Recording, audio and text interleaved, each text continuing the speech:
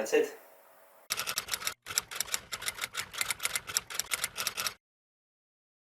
Michi Schimpl was busking in a place called Salt Hill.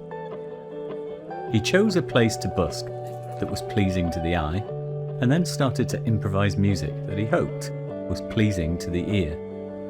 After a while, a man came up to him and said, "Hey, if you play further down the street, down that alley there, you'll make more money."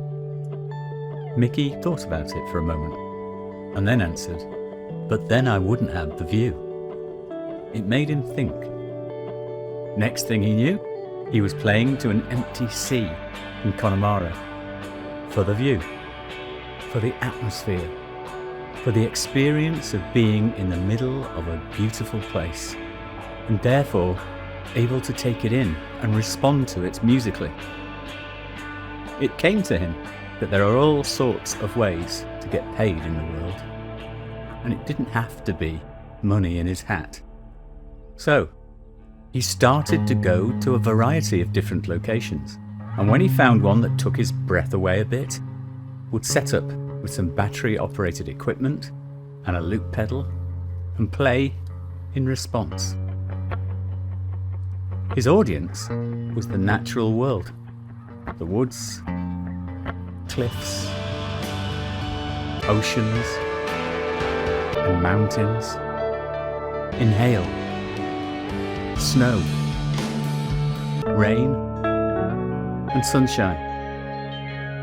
He recorded the improvisations on audio and video and published them online for free. Michi realised that he was going the opposite way to most musicians, who generally look for bigger and bigger audiences. He wanted there to be no one around, though people often showed up on mountaintops or ankle deep in the sea or by a stream in the woods.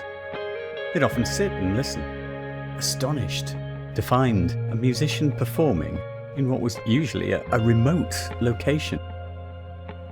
Finding Michi improvising on a guitar in the middle of a deserted road in Connemara, a cyclist once said in passing, "I see it, but I don't believe it."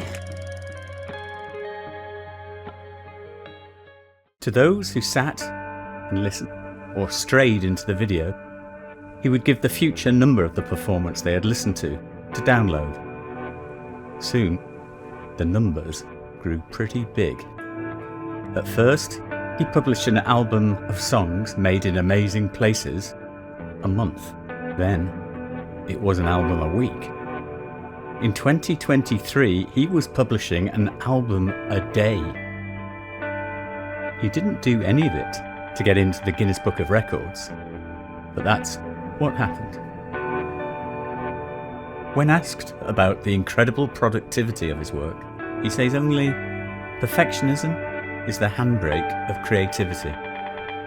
I let the places I play in be perfect and reflect them like a lake. It doesn't matter if there's a few ripples on the surface. It doesn't spoil the picture." One day, however, he'd like to make a living from playing for nobody.